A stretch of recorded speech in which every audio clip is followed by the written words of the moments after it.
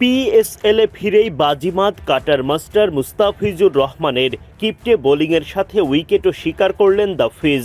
কাটার মাস্টারের হাসির মতোই তার পারফরম্যান্সও ঝকঝকে।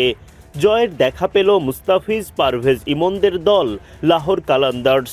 দ্য ফিজের হাত থেকে অভিষেক ক্যাপ পাওয়া ইমন এদিন বড় ইনিংস খেলতে পারেননি, তবে দলের জয়ে সেই আক্ষেপ খানিকটা কমে।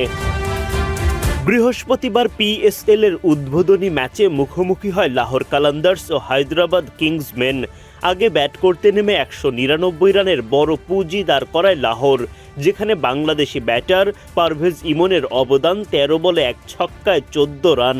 200 রানের বড় লক্ষ্য দেওয়ার পর ইনিংসের ষষ্ঠ ওভারে প্রথমবারের মতো বোলিংয়ের সুযোগ পান মুস্তাফিজুর রহমান। বোলিংয়ে নেমেই দারুণ কিপ্টে কাটার মাস্টার। নিজের প্রথম ওভারে কোনো বাউন্ডারি হজম করেননি। 3টি ডট দিয়ে দ্য ফিজের খরচা মাত্র 4 রান। অষ্টম ওভারে আবারও বোলিংয়ে মুস্তাফিজুর রহমান। এবারও ভালো বোলিংয়ে তার শুরু।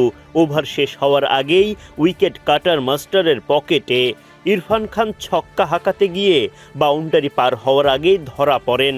দ্য ফিজের মুখে তখন ঝলমলে হাসি, মুষ্টিবদ্ধ হাতে চিরচেনা উদযাপন। উইকেট শিকারের এই ওভারে মুস্তাফিজের ব্যয় মোটে 5 রান।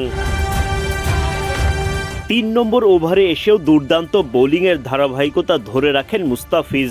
3টি ডট দিয়ে এই ওভারে খরচ করেন মাত্র 3 রান, আর চতুর্থ ওভারে ব্যয় করেন 7 রান। সব মিলিয়ে 4 ওভারে মাত্র 19 রান খরচায় 1 উইকেট তোলেন মুস্তাফিজ। দলের জয় নিয়ে হাসি মুখে মাঠ ছাড়েন।